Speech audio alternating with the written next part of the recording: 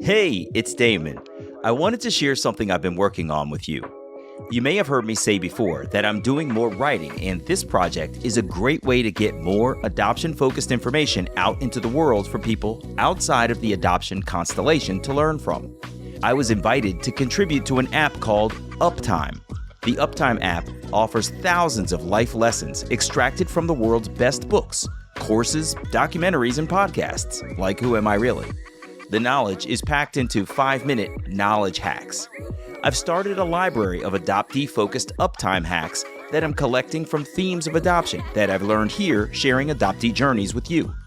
There are some amazing people delivering content through Uptime like investing guru Robert Kiyosaki, innovators like Tim Ferriss and Gary Vaynerchuk, and powerful women like Gloria Steinem and Oprah Winfrey.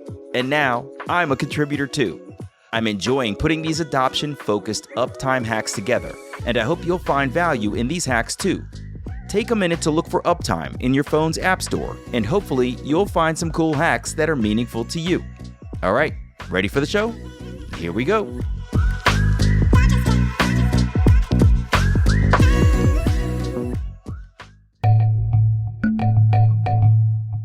She said, you're allowed to feel these things. And if your family is upset, they also can see a therapist for this. This isn't your job to make them okay. They knew they adopted you. It's not like a surprise that they didn't know you were adopted. So you're allowed to figure out who you are. And just someone else telling me that, there was something about how she told me, you're allowed to feel this way. You're allowed to wonder. You're allowed to get to know people. It really freed me a little bit.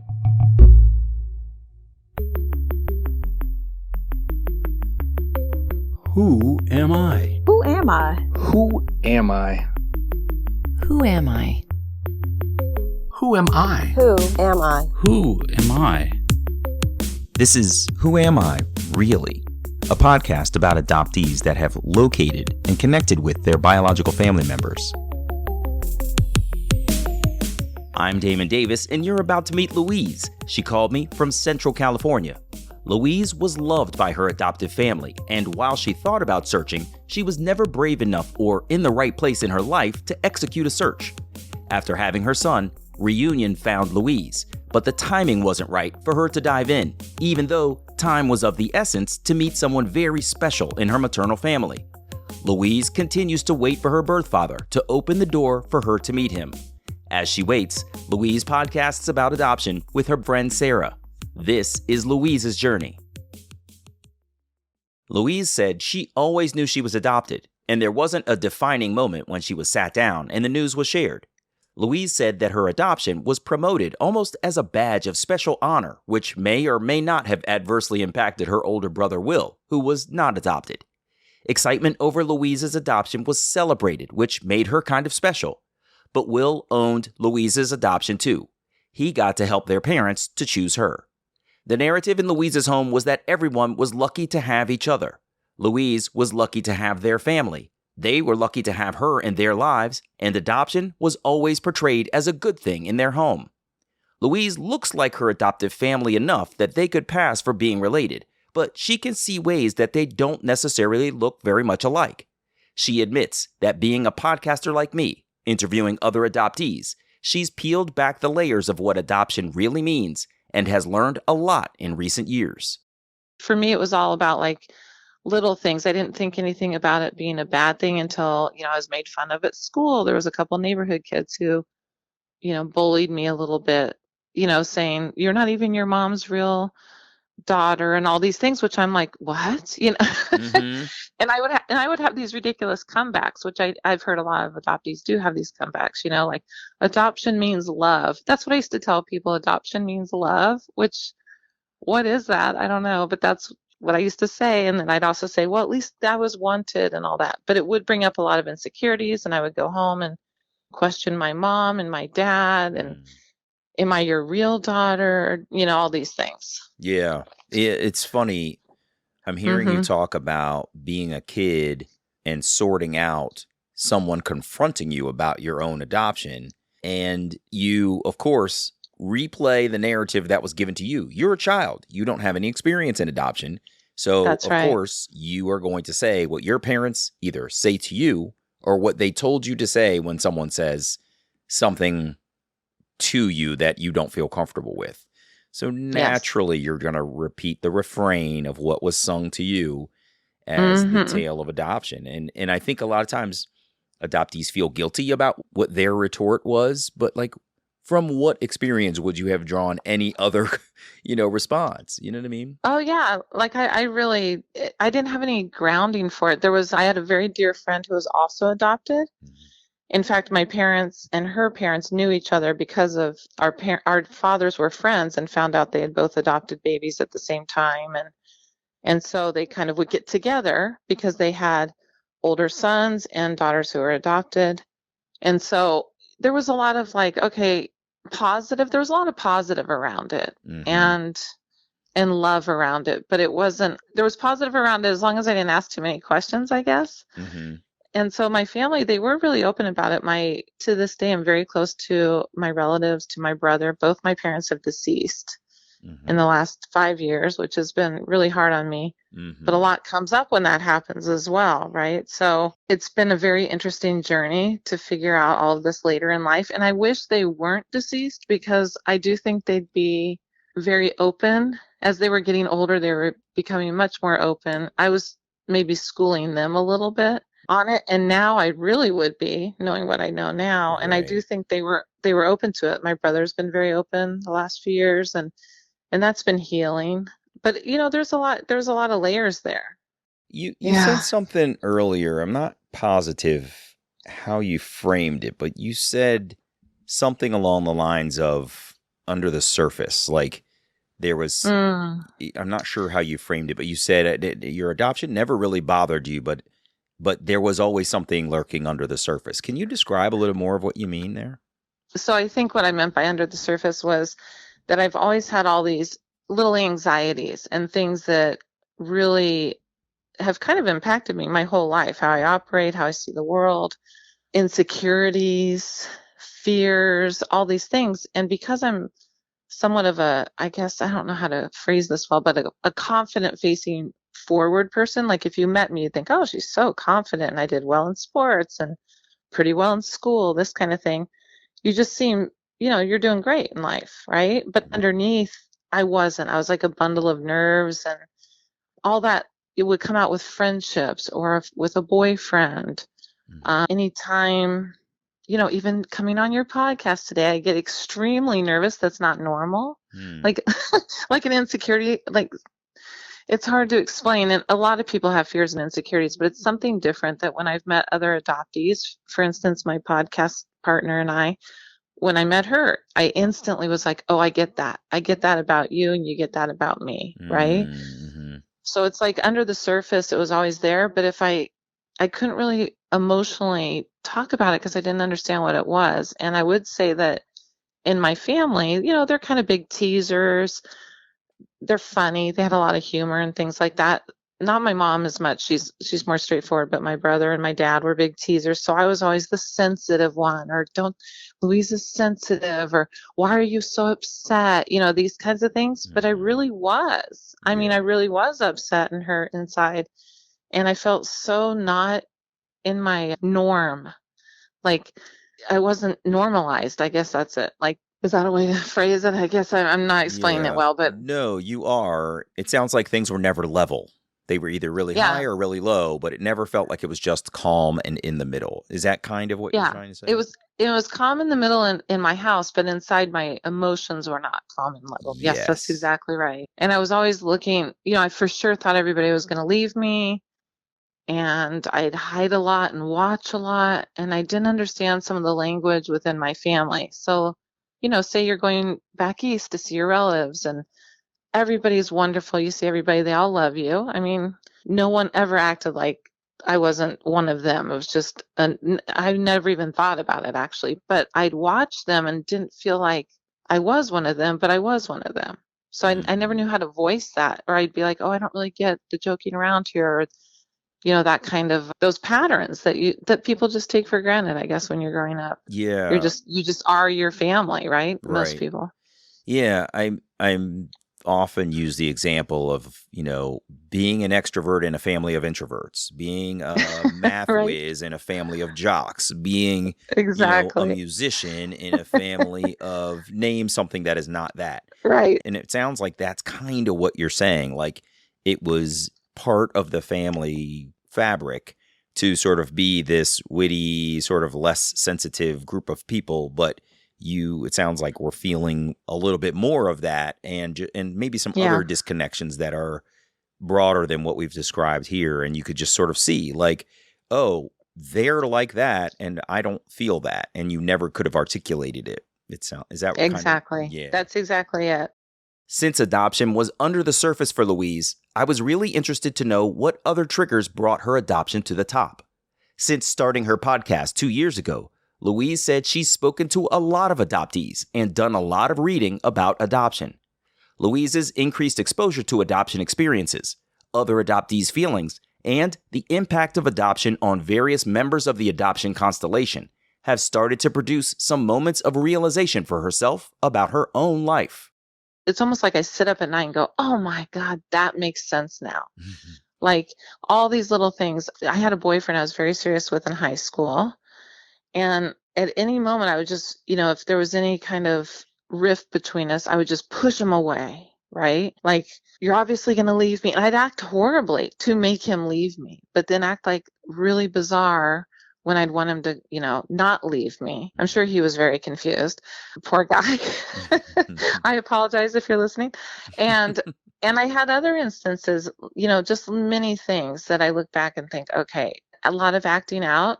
So I know adoptees, in general, a lot of adoptees go through acting out and drug use and promiscuous behavior and all that. And I didn't go to extremes on that, but I definitely rebelled and got really angry at my parents for a couple years, just really angry, just not really angry for how I should be in the family I was in. They were so loving and pretty great parents and wonderful to all the kids and everybody's welcome and just very supportive of anything I wanted to do.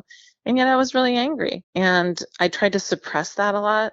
I really deal with it much better now as an adult, but I suppressed it and then it would come out in other ways, right? And then I get myself into trouble or, I kind of credit sports for keeping me on track because I do think I was kind of headed down a different road for a while. And so, I really credit sports for that because I look back and go, gosh, there were some rough years there. I really gave my mom a hard time and my father at different years. Yeah. Yeah, I can imagine. Yeah. It's funny, too.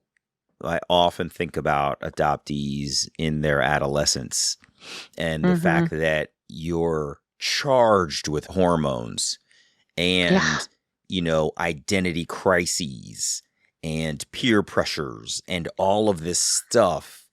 And then you add on something as complex as adoption and throw that in the mixing bowl with all of these other ingredients that are going to create a kid who's seems like they're off their rocker. I mean, sometimes I talk to my son, I'm like, what is wrong with this guy, right? Yeah. And you throw in these other components of adoption, which, as you and I have already said, you don't necessarily know how to articulate. You haven't identified that is part of the source.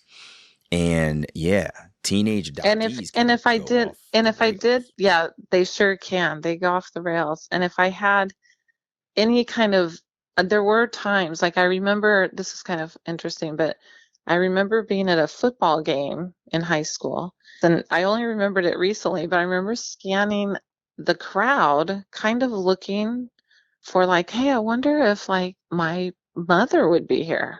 My biological mother or father, are they in this community? And then I instantly felt kind of bad about that. What am I looking for? Would I want that?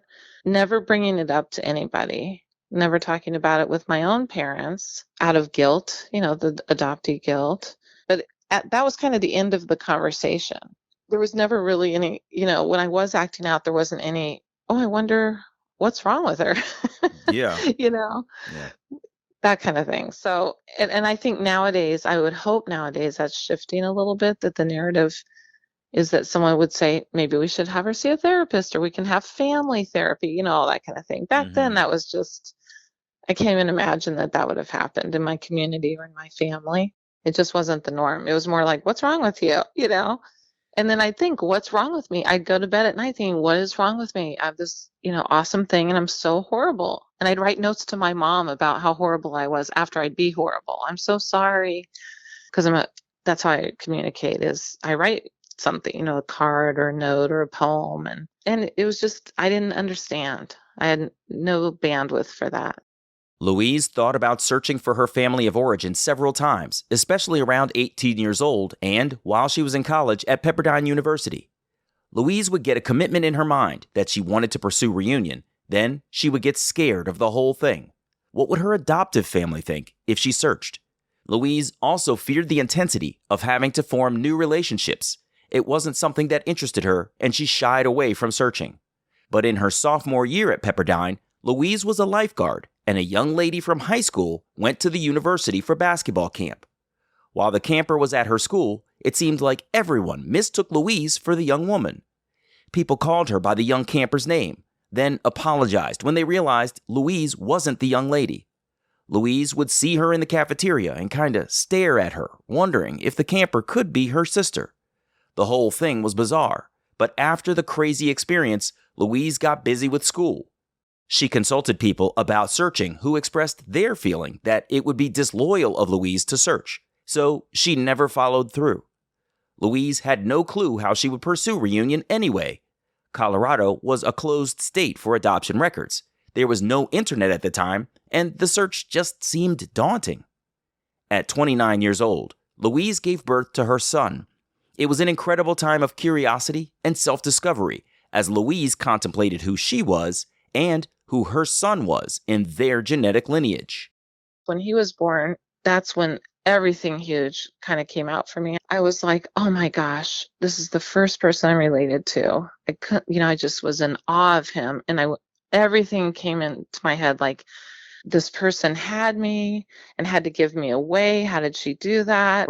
Who is she? Everything came forward for me, more so about her than probably my biological father. I thought a lot about my biological mom, what she had to go through to give me up. It wasn't just, oh, your biological mom loved you and couldn't take care of you and had to give you away. I thought, no, there's more to it than that. Because I now have a baby and I wouldn't let him out of my sight. So there's something bigger there. And I wanted to search, but you have a newborn and it was just a very chaotic time in life. That's when I really thought, you know what? I would like to know not just my health history, but I would like to know who I am, because who is my son, Yeah. And so I thought, this is the time. And 2 years later, when I started to really think about it, I actually got a phone call that my biological family had found me. So on my mom's side. Mm-hmm. So how did that phone call go? Tell me about it. So it was a really surreal thing. I had just gone back to work where I had to leave my son like 3 days a week and go back into the office, and I worked at home 2 days a week. And, I'm leaving him with a nanny. He wasn't used to it. He was crying, that kind of thing. So I get home and the nanny is leaving. I'm cooking. He's sort of like, mom, mom, mom. The dog's running around. The nanny's getting paid, this kind of thing. Mm-hmm. And the phone rings, right? The landline back then. Mm-hmm. So I pick up the landline and they asked me, are you, they used all my names. Are you Marie Louise Gonzalez? And I said, oh, yes, I am. And I'm thinking, what is this? It sounded different than like some sales call. It just felt like instantly I was like, okay, this is something. Mm-hmm. And they said, formally Marie Louise Brown of Colorado. And I'm thinking, okay. And I'm like, yes. Who is this? And then the craziest thing, this woman, she couldn't have been nicer, but she's like, honey, you've been found. Oh my gosh, really? That's exactly how she said it. Like, congratulations, you won. Yeah. And I was thinking, wow. So of course I do have a lot of humor. I did get that from my family. So right away, had the comeback like I didn't know I was lost, because what else do you say to that? And then she quickly went into, I'm so sorry. I should have prefaced this with something else, but we've been looking for you for so long. And I'm calling on behalf of your biological mom's family. I think that's kind of how she said it. And I'm basically like, literally there's chaos going on in my kitchen. I'll never forget how I felt. I remember holding my son and I just said, I'm going to have to call you back. Like, I need a moment here. And, I've been found, but this isn't the right I've been, time.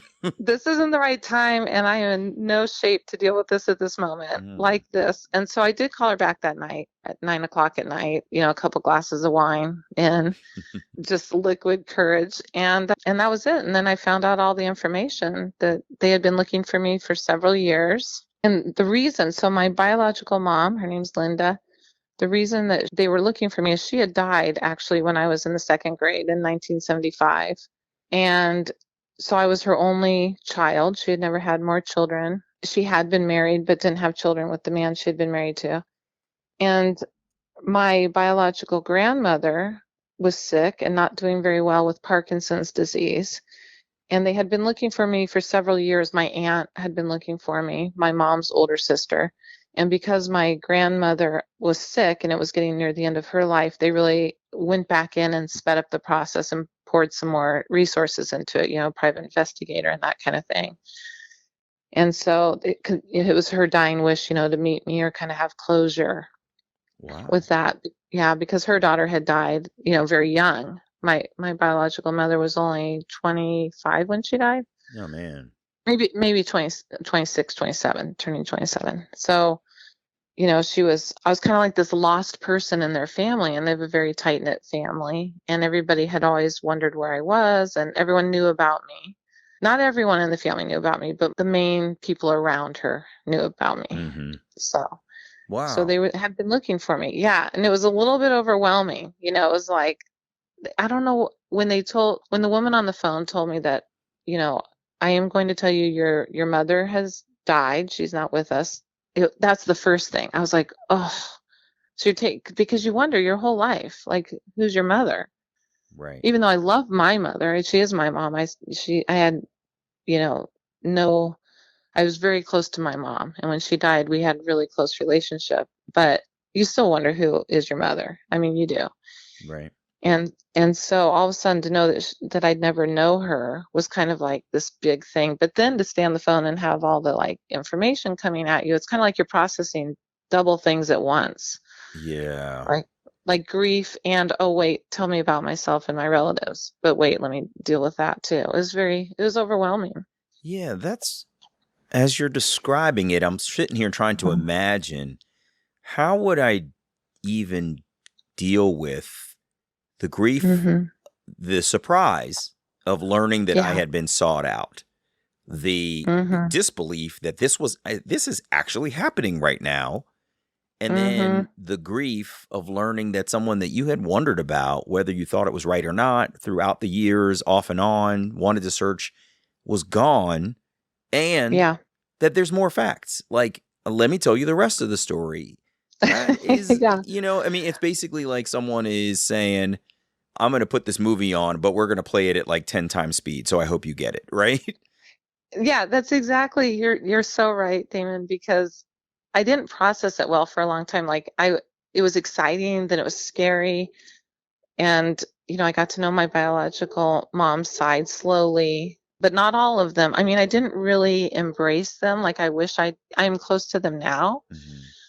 But I feel terrible for them because I was not really prepared for reunion, as many adoptees aren't. And I didn't have the proper, support system or therapist or anything to really go through that. So instead, what I did was like jump into it very excited.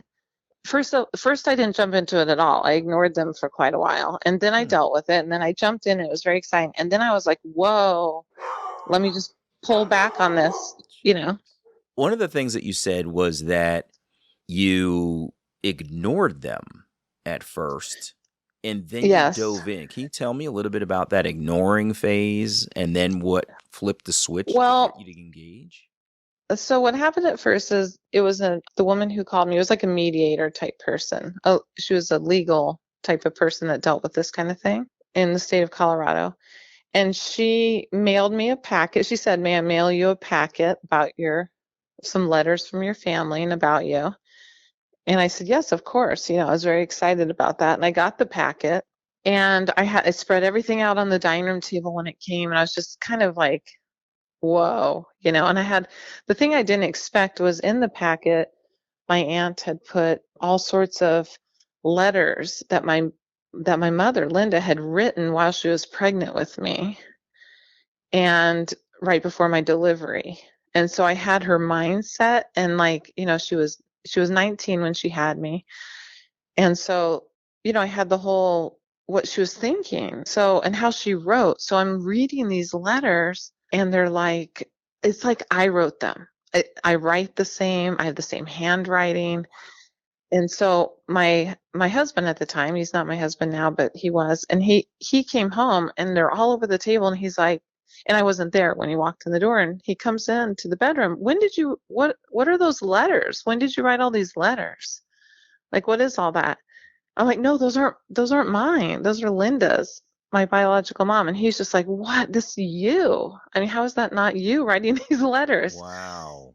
And so we were, kind of just floored. There was a lot of that kind of like, whoa. And then I had her mindset, and then I had the letters from the family, which were all so sweet, like their whole life story, and they want to meet me, and they hope I'm well, and they're just sending me love. They're a very lovely group. I'm really blessed in that way because I know it's not this way for everybody. Yeah. And so they're open, and they've been thinking about me all these years. And the ones, that weren't thinking about me all these years that they got to write a letter to were more like, wow, this is so big, and we're so excited to know about you, this kind of thing. And I was just absorbing those letters for quite some time. So I'm sure they're on pins and needles, waiting for me to do something. But I just kind of sat with that for quite a while. I want to say several months. I'd look at them, get them out, read about them, start my own letters, then not do my own letter. And then finally I put together like a whole long letter, a bunch of pictures of my life, and then mailed it off to them. So that was the first step. I know that most people, I mean, now that I've interviewed so many adoptees myself, it's funny that I'm nervous because I do this on the other end like you, but now that I interview other adoptees, they, most people would be like, give me the phone number. I want to talk to them, but I really wasn't like that. I think it's more just my inner issues of dealing with things slowly, sometimes that are emotional. So, it took some time. Well, then it came to light that one of my cousins named Brad, he lived not, 10 minutes from me in Santa Monica. I was living in Westwood in California. So he was going to be the guinea pig to, have the first meeting with me and all of that.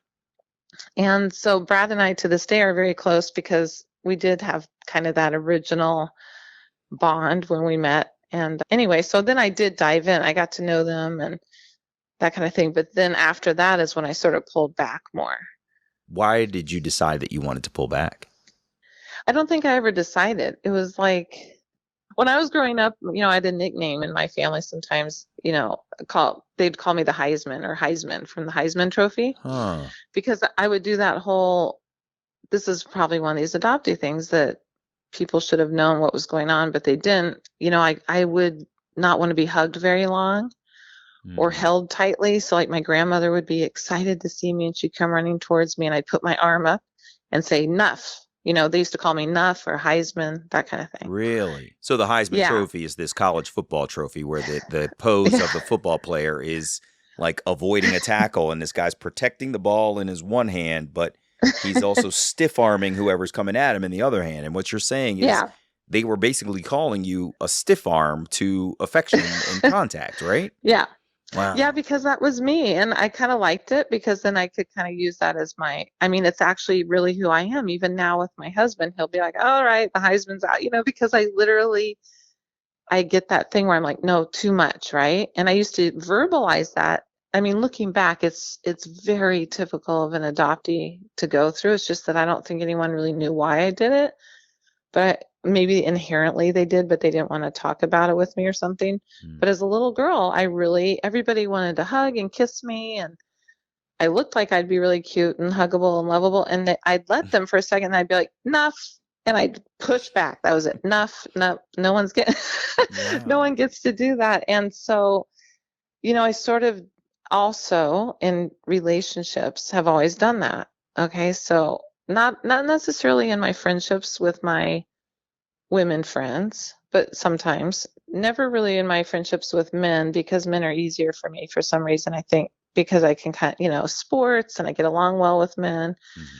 and it's just an easier banter for me. So my women friends, there's been a few I've done that with for sure. And I think with the family, with my biological family, when I started to feel a little bit like, okay, I've met them now, because I did eventually fly and meet them and all these things, then everybody wanted to be closer. I was like, oh, I can't do that. Like I can be close to a certain point, but now I'm gonna put up my arm, right? Hmm. And that is who I am, but I've worked tremendously on it, Damon. Yeah. Yeah. It takes It work. takes it takes work. Louise admits she pushed her biological family away when they first found her. She said she had a lot going on personally at the time, and as she said it, I realized this is what adoptees feel when we contemplate whether we want to pursue reunion and we wonder if we're going to disrupt our biological family's life. Louise also said her adoptive family wasn't thrilled about her being found either. It was really hard for them. They didn't take it well, I guess is, the way to put it. And so I had that guilt underneath, even though I tried to tell myself I didn't. Of course I did. Yeah. And so I had that going on. I did see a therapist and she was wonderful. And she said to me, which I'll never forget because it was a very freeing, it started to change the trajectory of my life a little bit, is she said to me, listen, you're allowed to feel these things. And she was not an adoption expert by any means. I don't even know if she had seen another adoptee or even thought about it, but she really kind of stayed in there with me. And she said, you're allowed to feel these things. And if your family is upset, they also can see a therapist for this. This isn't your job to make them okay. They knew they adopted you. They knew this could happen. And they probably thought it never would, but now that it is, it's not like a surprise that they didn't know you were adopted. So you're allowed to figure out who you are. And just someone else telling me that, there was something about how she told me, you're allowed to feel this way. You're allowed to wonder. You're allowed to get to know people. It really freed me a little bit. It still took a lot of time, but I remember thinking, okay, I remember telling my parents actually, well, maybe you should see a therapist about it. I don't know if that went over well either, but I'm sure it but I, didn't. but I did verbalize it. I did try to keep talking about it, Hmm. and I kept on doing that for years, and so eventually they did come around, and I think they wish they did sooner, honestly.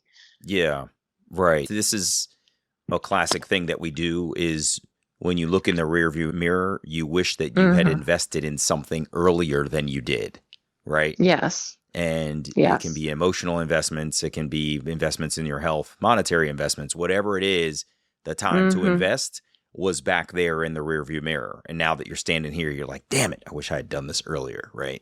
I wish I'd done it earlier, and I wish I had gotten to know, my biological family a little bit better earlier, to have Hmm. more experiences with them because they're Yep. lovely, Yeah. You know, and been more open with my bigger family, because there was a lot of, I felt like I was almost cheating on them, like a weird, mhm. if I talk to them, do I tell them, that's not a place to be. I was fascinated by the parallel between Louise and Linda, who are both writers. Louise writes similar kinds of poems to what Linda used to write, and Louise said she used to handwrite letters to people before this age of computerized communications. Louise writes children's books, and she said that she writes when she's processing something in her life. I asked Louise to go back and share what she learned about Linda after reading her thoughts, written in her own hand. You know what? It's interesting. I know a lot about her now, a lot. And still, now I'm on this quest. So now that I know more, I want to know more. You know how that is. So Yep. there's a couple things I'll say about this. She and I are like doppelganger. I mean, like incredibly, we look a lot alike. Our voices are alike. We have similar movements and actions. I've seen video of her now and things like that. And even for me, it's weird. So going back to my biological family, part of my resistance in getting to know them, I think, and this sounds really strange, is she died very young and tragically. So she's like, missing from the family in a very sad way. Okay. Hmm. She had three older sisters. They all loved her dearly. She was the baby sister. And I'm so similar to her and sound like her and look like her, but I'm not her. But I think my effect on people is I can see it on their faces that they're taken back. Okay. Yeah. And not my younger cousins as much, things like that, because they knew her, but they see me a little bit more just as me. And I think everybody does now. But I think when they first got to know me, it's almost like Linda walked back in the room. Hmm. And, I was only 32, not that much older than when she died. I'm sure it was shocking. And so I think some of that for me was like I couldn't process their grief, what's happening. I'm not that person. Like I want to know all about her, but I don't know her at all. And so I almost didn't want to know more about it. It was like a weird thing. I shut that off for a little bit within myself. And one thing I did know is the way she wrote about her pregnancy with me and everything is she's funny. She was super funny. And kind of like, I was born on Friday the 13th. Okay. And her big thing was, I hope this baby's not coming on Friday the 13th. Yeah. And I like being born on Friday the 13th, but she had this great humor. She threw in these zingers and she was really thoughtful and deep and very touchy feely in her writing, like sappy a little bit. I'm like that too. And just, I was learning a lot about her young mind. Like she wanted to be an independent woman. It was very important to her. She actually relinquished me herself. I say that kind of loosely because she made that choice to give me up, but it's also because there wasn't, what's the support system for a 19-year-old on their own? Mm-hmm. Not making that choice. I'm sure there were some social workers in her ear.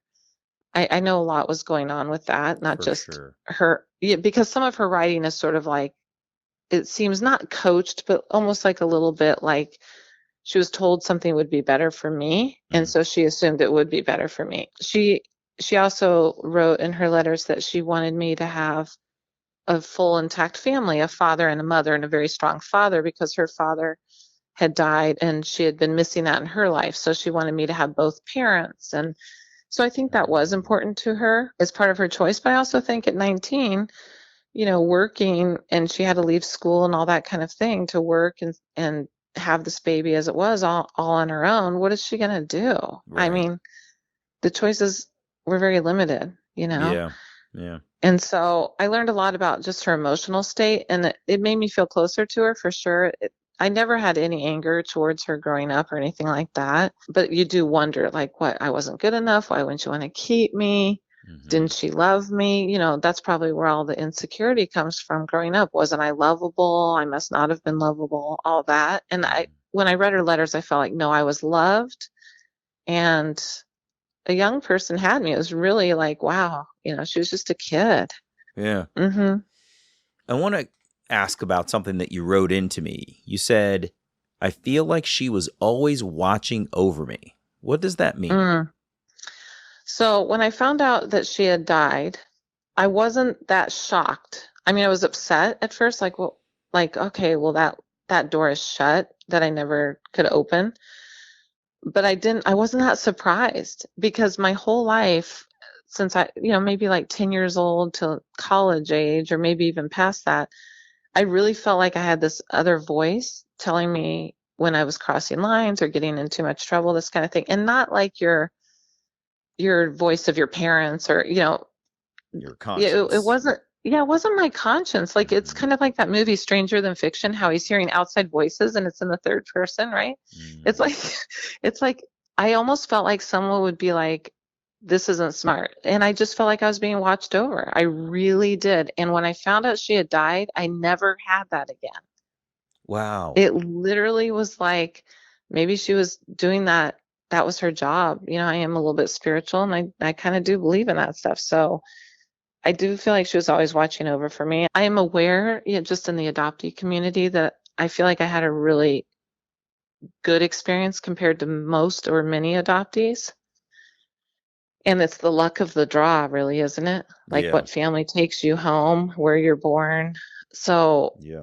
to me, to learn all about what other adoptees have gone through, and we all have the same underlying currents of things we deal with, but some people have so much more added on to that I feel, I was at least very much loved and I feel like she loved me. And I did find out later, just recently, actually, in the last year, that she had me for 4 days before she gave me up. Oh, wow.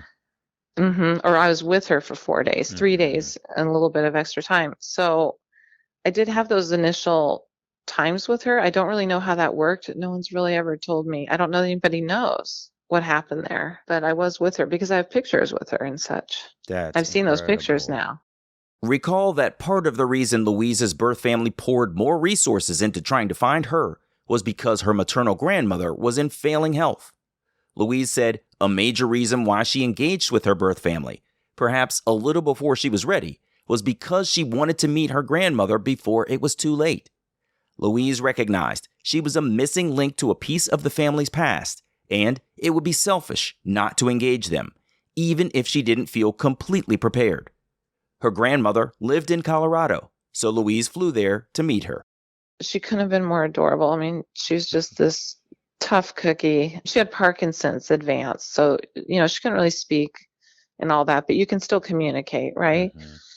So the minute I walked in the room, I was with my aunt and my cousins and my uncle. She was just overwhelmed, right? Like I could see it on her face. Well, and also because like I was telling you, I looked just like her daughter Oh, yeah. right before the end. So my aunt kept saying to her, "You know who this is, right?" And I think she was also making sure she wasn't confused that I would be Linda, right? Or Mhm. something like that. And she knew exactly who I was, and just kept staring at me and holding my hand. And I felt really honored, to meet her Yeah. and to know her because the family loves her so much. And now I know so much more about her that I can kind of be like, have that, at least I had that moment. I'm really happy with myself that I did go. I think Yeah. I'd tremendously regret it if I hadn't done that. Yeah.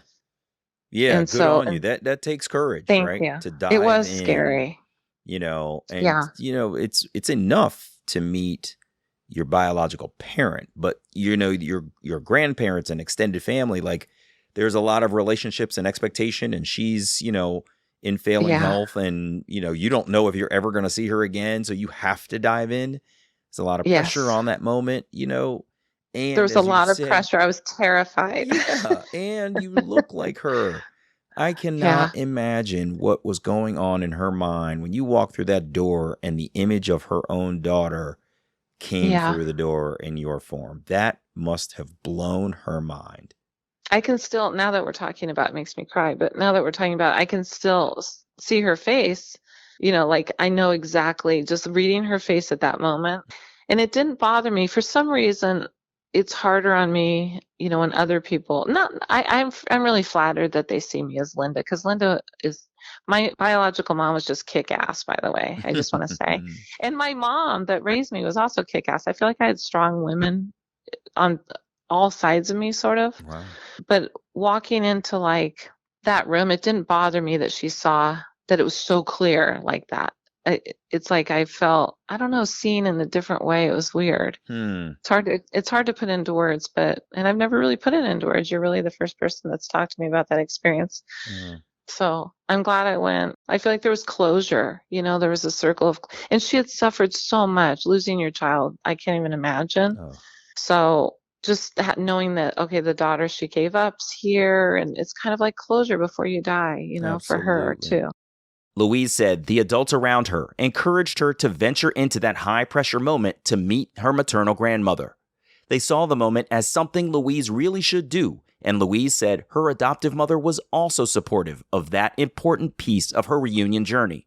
Since Louise's maternal family found her, I was curious what she learned from them about who her biological father was.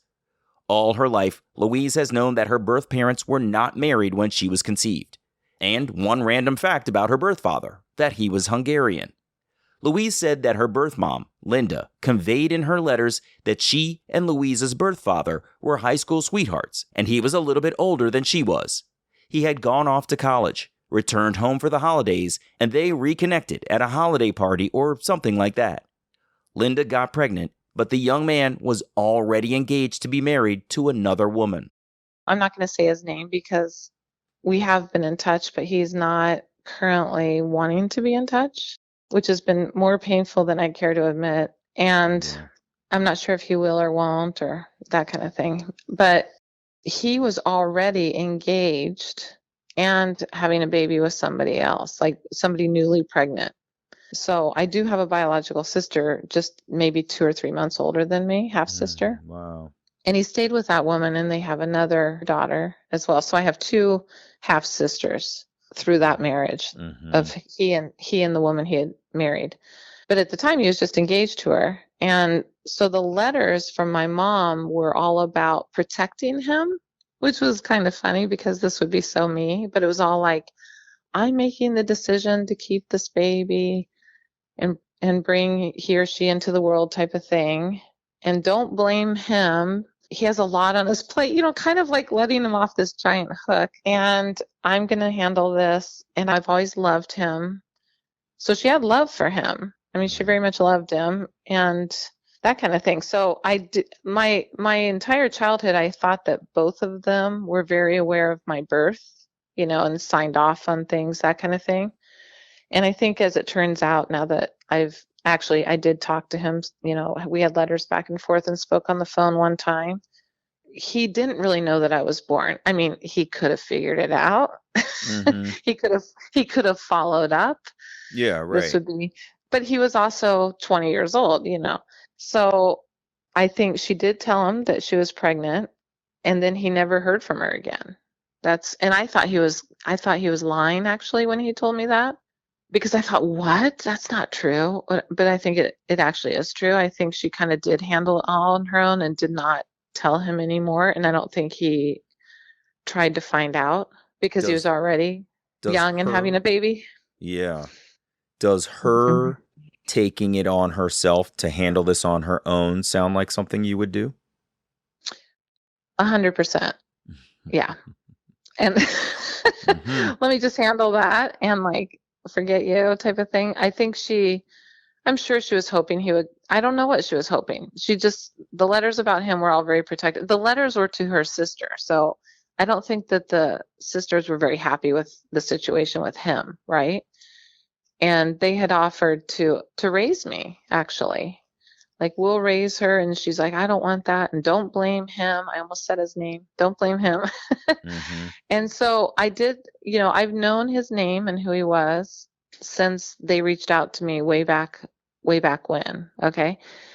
I know we all have social media. So, and he's not on social media, but his family is. And I've also done my ancestry DNA. So I know exactly who my cousins are and my aunts and uncles. He's the oldest of 7 brothers. Wow. So I have a huge family on that side, but none of them know I exist. And so when I wrote to him, I did write to him last June. That's when I finally wrote to him after I've been doing this podcast on adoption. I thought, you know what, it's mostly not just for me, but also for my son. I like him to know whose background and family is, and what if they do want to get to know him, this kind of thing. Yeah. So I wrote him, and at first he was very excited and like couldn't believe it. And it's like I sent him pictures, and I think it freaked him out because I look also just like Linda, and he knew she had died, all this stuff, right? And at first we had a wonderful back and forth. Then he kind of went through the denial. Are you sure I'm your father? So then I had to go through the, ancestry says 99%. Wow. And I look just like your daughters, and, I am your kid, by the way. And then his whole thing was, well, I have to figure out how to tell my daughters. And so, of course, I'm giving him that grace, to do that. And then I haven't heard anything. And I've written a few times. So we're in sort of that. I'm just kind of in limbo with it. Louise doesn't know how her birth father feels about her emergence. She said he mentioned his health to her, but he was evasive about how he was truly doing. So it could be that his health concerns might press him to share with his other daughters that they have a sister. But so far, she hasn't heard a thing. Louise said it was really interesting to scrounge together a few pictures of the man, some from her maternal aunt who had pictures of her sister Linda and the man from their prom. Louise can see resemblances between him and her own son.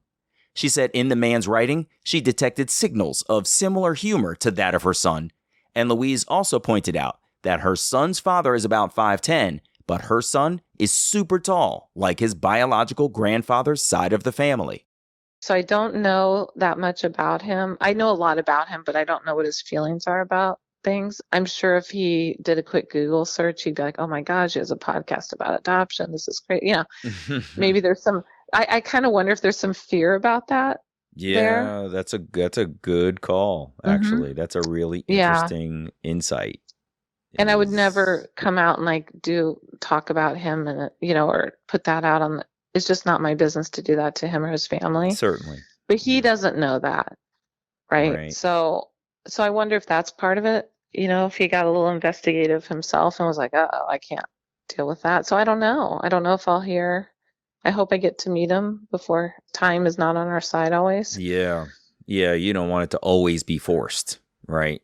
No, it's so hard. And what's weird is I was telling a friend about this is that when my biological family found me, I wasn't in a really great place to be found, if that makes sense. Like I was having a lot of turmoil in my life at the time. Mm-hmm. And so to be the one to do that, like I feel like I already stressed him out tremendously when I found him. Like he was excited and he told me this is the best thing ever to know that you're alive and what happened. And I love hearing about you. But then also it created a lot of stress for him. And I think, it's hard to be the one going in and causing that to another group of people. Yeah. There's like 100 of them at these family reunions and stuff like, hi, I'm here. I don't know if I'm brave enough, to be honest with you, but I want to be brave enough, but it's hard, you know? Yeah, I can imagine. There's a lot packed in there. And as you've said, Yeah. and you've spoken to many adoptees who've said, Yes. in reunion, I don't want to be the cause of anyone's strife. I don't want to rock the boat, right? And I don't want to open Pandora's box. I don't want to rock the boat. I'm not trying to stress anybody out.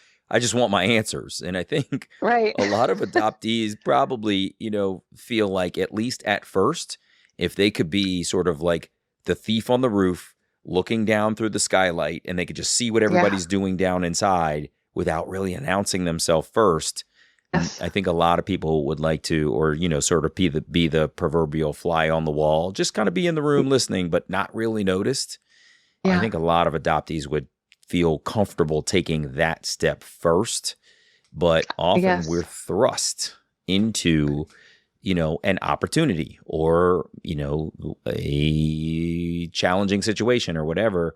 And there's nothing you can do to control it. You just have to go with it. And so we don't have our choice of how to proceed with how we're going to engage with this new family that has found us or whom we found. That's exactly right. And also, I'd take it another step further. I think most adoptees, including myself, think we want to be on the fly on the wall, right? Right. But really, you do want to be invited in. Right. Like you do, because your whole life you're feeling you don't belong. Like my whole life, no matter where I've been, I don't really feel like I belong, except in your close relationships. That's why we're so close to the people we're close to, right? Mm-hmm. Like, because you belong, like that's family, that's belonging, right? Yeah. So even though you know that people love you, it's like you don't belong, you're adrift or something. And so you really do want to be invited in. So it's almost worse in some ways. Like, there's a woman I communicate with on adoptee Twitter, and she's going through a similar thing. And it's like, it's almost worse. When he first was excited to talk to me, I thought, oh, well, this is kind of nice. And then all of a sudden now it's not nice. You're like, oh, this is horrible. And it affects you because I had a really strong father as my role model. My adoptive father is one of my favorite people on the earth. He was just an amazing human being and a great father and also just a great person. So I think, oh, well, I had this father. He's, but you still want your real father, your biological father, to want you, to care. You do. You can't help it. And so it's like, well, what do you mean? I'm a neat person. Don't you want to know me? Yeah. Yes. But had that same thing. My story, my birth mother told me who my biological father was. She unfortunately had it wrong. And the guy that she said, this is your birth father, he sent me a note one day and he was like, I'm not the guy. And I was like, well, first of all, how do you know that? But second of all, like, you don't even want to know me. I'm a good guy. Yeah. Wait a second. wait, where are you going? Wait, I got more to tell you. I'm kind of nice. I'm awesome. And you just, it's like, what? So, Yeah, when he first wrote me, like the third letter we had back and forth on email, he said something like, "Are you sure I'm your, like he questioned it." He mhm, kind of put a little bit of alluding that like, it could have been anybody type of, that's kind of rude. And I was mhm, thinking, first of all, I got really protective of my biological mom. I'm yes, like, wait a mhm, second, don't do that. yep, And then also I was like, what are you trying to do? Like, you don't want me? It's kind of that. And then, I'm 54 years old, but you still need that. There's something about it where you're like, it's better almost not to know than to be rejected, I guess. Rejection's a big trigger. wow. Louise is friends with another adoptee, Sarah, and they have a podcast called Adoption, The Making of Me. They invite guests to share their stories, and they review and discuss adoption-focused books. Both women have told me their eyes have been opened quite a bit to what adoption can really mean to an adopted person, and they have come out of the fog, to use the common expression, for what they both feel. I asked Louise how she's doing today after being found and not completing a paternal reunion yet. We were friends and talked a lot about adoption, but we never really talked like we're talking now. And I'm discovering like all these things about myself. But the one thing I think that I feel really good about is I feel like I'm finding my truth, and I'm okay to talk about it. Like, if people are pissed off, that's okay. You know, I've been bending over backwards to make everybody happy my entire life. And so I'm sort of in that place where I'm bringing up, I'd really like to see change and reform happen in the adoption process. It's a big business. And it doesn't mean that, there aren't great adoptions or good or bad things going on or people who love people. It's not really about that. It's more about adoptees getting to know their history. We're cut off from that. And I feel very strongly that, but I feel like I'm doing well because I'm able to talk about it. I will talk to anybody who wants to talk about it in my family on both sides, adoption, adoptee family or biological family.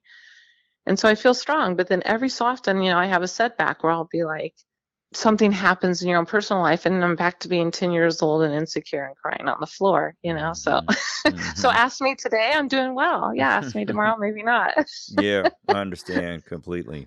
And you're right about this thing where we as adoption podcasters, we get to talk to so many different people from so many different Yes. corners of the world and varied experiences that it really is eye-opening. And for the audience too, It they're is. learning along with us as we explore our curiosities Yes. about someone else's story. They are Yes. learning too, and it's extremely eye-opening. And I've had some people say, you'd said that you would like to see the adoption industry reformed, and I'm with you. Mm-hmm. And I've had some people who are very angry adoptees say, adoption should never happen. And I'm always trying to be a voice of reason in that space because, Yeah. listen, Balance. there's always going to be adoption, whether you like it or not. It's going to happen whether Yeah. you're in the conversation or not. And it's going to happen because circumstances arise. There will always be a young lady somewhere who is told or who doesn't feel like she can handle the child she's had or finds herself in a situation not of her own creation, potentially from a violent act.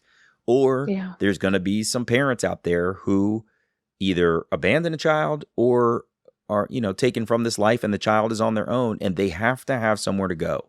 And there's always, always, always going to be adoption. What we need to do as adoptees is speak up about the ways that we would like to see it changed in order to put the adoptee at the center, not what could be termed the marketplace around it. And so I agree. I think that's the main narrative is listening to the adoptee, because I think we're the last.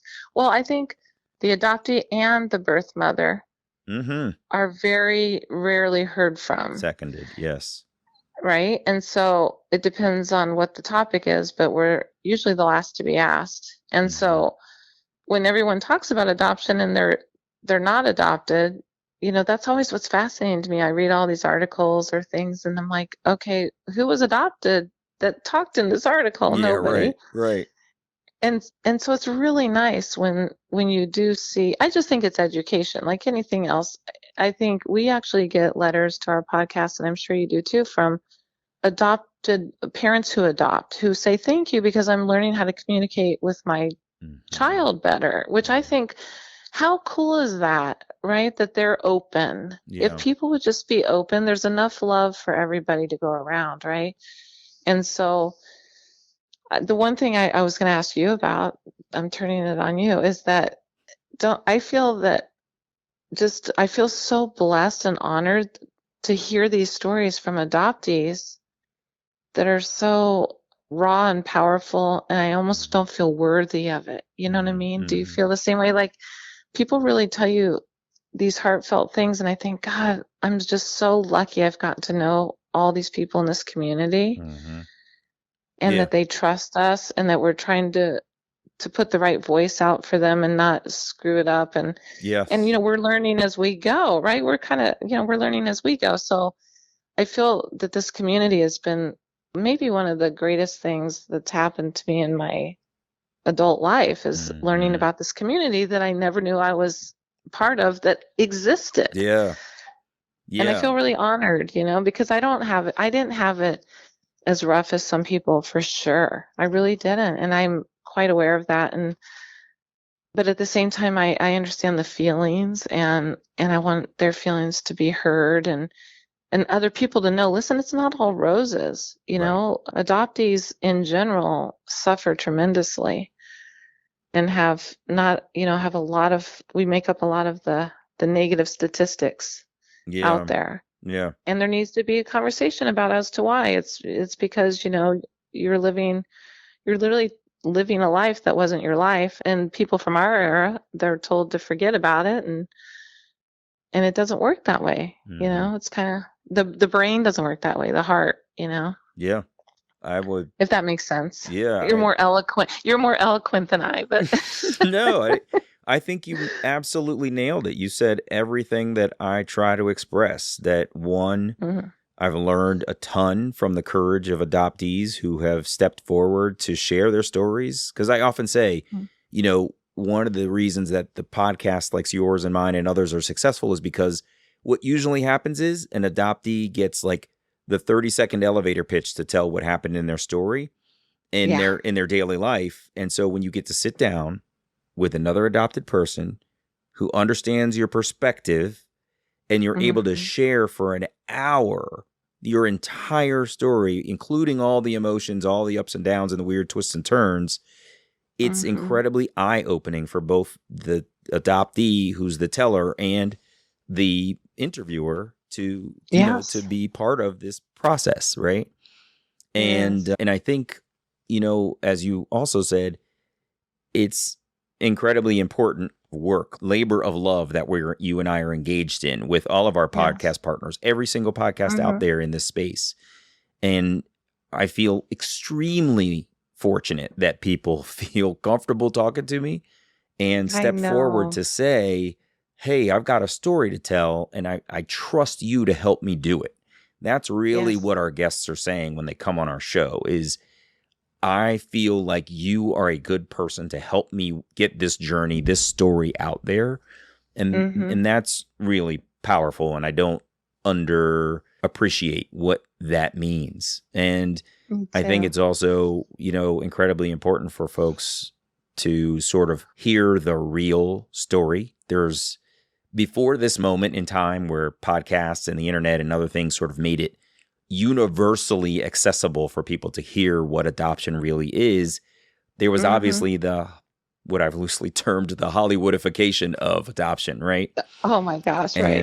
And these sort of real stories of what are happening, I think, are eye-opening for people, because we don't realize what other folks are going through as they walk through their life. And, you can see somebody who's very clearly adopted on the street. They are with two same-sex parents, or they're not of the same race or ethnicity as the two parents that they appear to be with, or whatever. There are some very obvious adoptions out there, and it's tough probably to live through that public adoption. And I just think that there's a lot of opportunity for us to help people through their story, their narrative, and I'm really glad that we're in this space. So Me too. I'm glad you're in this space because you're one of my favorite people. Oh, you're the best. Sarah and I both love you. We had you on our podcast right at the beginning, and we were like in awe of you. We're like, I Damon. love you guys too. I had the wonderful pleasure of meeting Sarah in Kansas City. She told you probably we had coffee and everything. So I'm coming to California. I'm going to be in the outside of LA. I would love if you're in the LA area for us to meet as well. I think that would be wonderful. Of course, I would love to meet you. You have said more than once that you podcast with your partner, Sarah. So please tell everybody, what is your podcast? Tell us where they can find it and everything. It's called Adoption, The Making of Me, and it's everywhere. You can find it in all the places you listen to your podcast, basically. Very good. Yeah. Louise, you have been wonderful. I'm so excited to get your show out there. I'm really glad that you were able to be here with me tonight, and I appreciate your vulnerability. Thank you for letting me come on here. Of course. And thank you for being so comfortable, because I really was nervous. I mean, like, strangely, like I was performing on Broadway. Turns into the guest. Great to talk with you, Louise. Take care. All the best to you, Damon. All right? Thank you. All right. Okay, bye-bye. Bye-bye. Bye-bye.